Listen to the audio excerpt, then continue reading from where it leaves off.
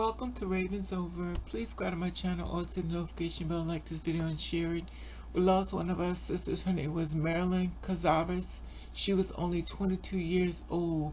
The family are asking for the public to help, so make sure you share this video every way you can. Oh, baby! What's up, what's up, what's up? Oh, baby! How you doing? Yeah! How you been? Oh, baby! What's going on? What's good? Are you Oh, baby! Somebody give me a hug, yeah. What's going on, Oh, baby! people?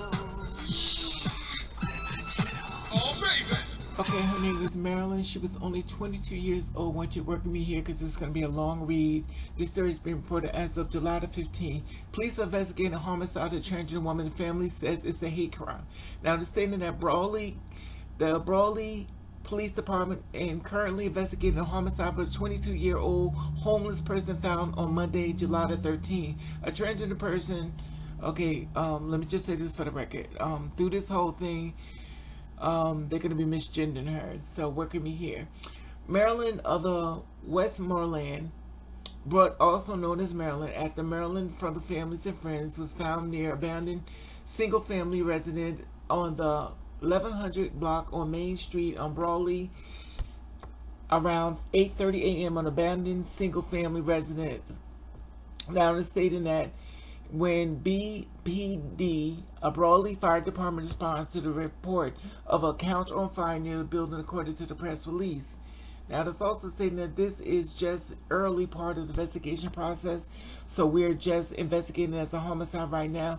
Commander Brent Hauser said, "We haven't established a motive or anything of that nature. Though our motives have been officially declared about investigators, the family of Marilyn believed that it was a hate crime due to the state of the body that was found, according to the family member. I believe that it is a hate crime because she was stabbed and she was burned, and you know this is hateful to do something like this," Orby said. Now, said the 19-year-old sister, Westmoreland resident, me and my dad talked about it because we know my sister and we know she was a fighter, so we imagined it was something that she had to fight her way out, but couldn't, she said. But then also could have been somebody that didn't like her, who was that person. What happened to my sister was very horrible and tragic, she stated. Now, Marilyn was the middle of the three children of the family, and all three being raised by the grandmother and the early ages after the parents separated. Okay, Marilyn's older aunt, Sonia, says that Marilyn went through a lot of including being bullied and being a little bit different. You know, we are different because people don't understand it, especially kids. Kids are very cruel sometimes. The aunt stated that then she found herself, she was okay with herself. The family, though, always had an open mind with Marilyn as the family at the home at the Westmoreland. Marilyn preferred living out on the streets, but at the time she turned 18 years old, it was around the same time that she said that Marilyn transitioned to become a transgender woman. Apparently, she was a different person when she was out on the street. Now, it's also stated that that's when she wanted to be Marilyn. She had a home, but she wanted to be on the streets, if you can understand that. Okay, give me a second. Y'all work with me here because it's a lot of misgendering, and I'm trying to do my best. We were just saying how we were trying to get her back into the house, and she would take off on the streets. Marilyn said her mother asked Marilyn, "Hey Marilyn, why don't you come home?" She said, "No, I don't want to come home because it's fun out here. The streets is fun," she said, quoting her family. This might sound like a little crazy to me, but I think that's where she was accepted, she said. Some of us didn't understand the life she led. Some of us accepted it. Some of us had an old mentality of you're not supposed to be living like that. And some of us just loved her unconditionally, who she was and what she was. She wanted to live on the streets the way she wanted to live. The aunt said, through the world saw Marilyn as Marilyn Monroe. The family remembers her as Marilyn Denise. And I was in the delivery room when she was born. Marilyn was a beautiful child. She was just like her mom and dad. The aunt said that Marilyn was beautiful, outstanding, sassy, goofy. Or she said she always loved to dance and sing. She admired Marilyn Monroe, Nicki Minaj, and Carly B. She chuckled. She was just famous, always rocking crazy outfit, crazy wigs.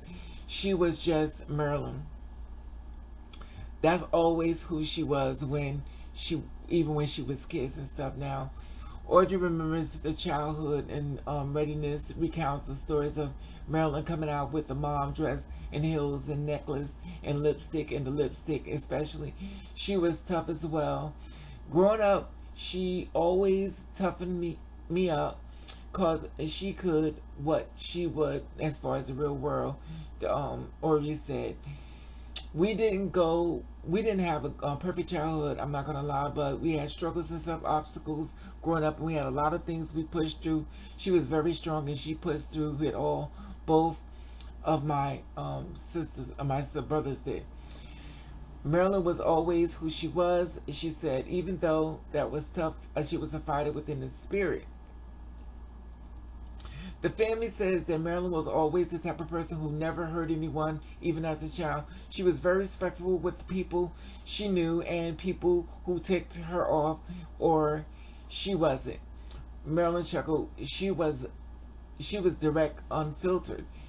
You should have seen her shopping at the Goodwill. She would go on a wholesale wardrobe, and said that around 18 years old, she moved out. She started referring to herself as Marilyn, and everybody called her Marilyn. Marilyn loved the attention, and she was a legend, and she had fun. She was a lot of fun to be around. As the negative attention, she would take it and just flip it off. She said she was always happy living in her life every day, despite her living lovely nature. The family said that they don't understand why would somebody even injure her, and the love of the family members, which is such a gory details.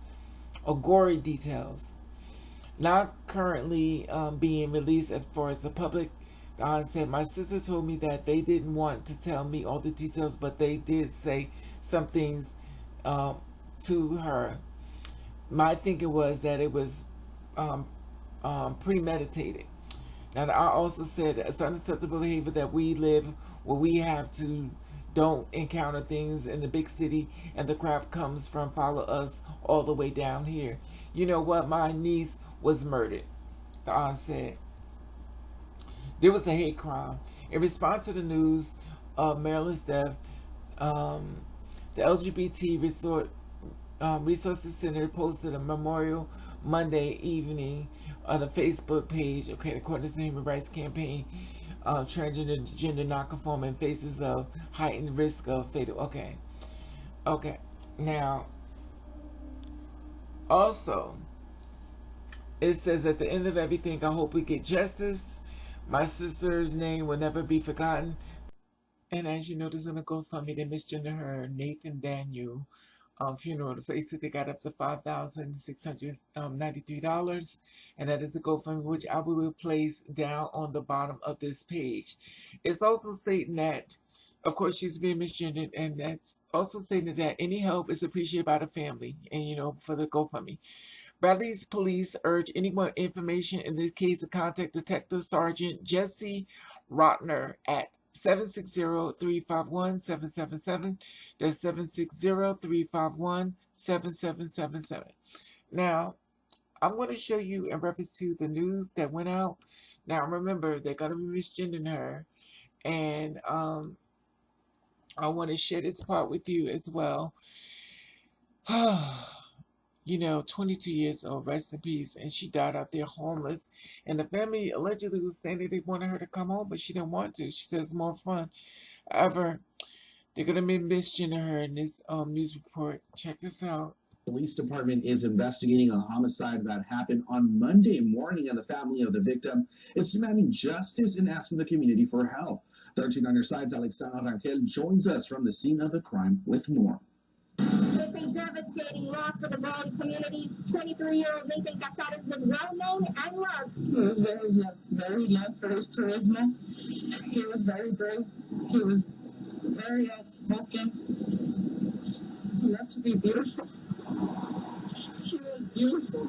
Nathan Cazares was found dead Monday morning in an abandoned house next to Las Californias Foods in BRAWLEY. Police and fire crews responded to a small fire near the house. That's when police discovered Cazares' body inside. Very little information was received, but police are investigating the death as a homicide. We have to wait for the detectives to do their job, but he was killed in a horrific way, in a very brutal, hateful way.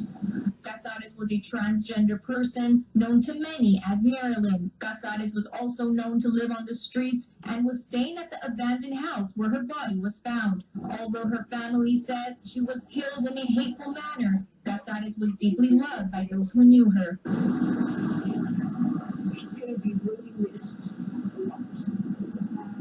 A lot. He deserved this. He did.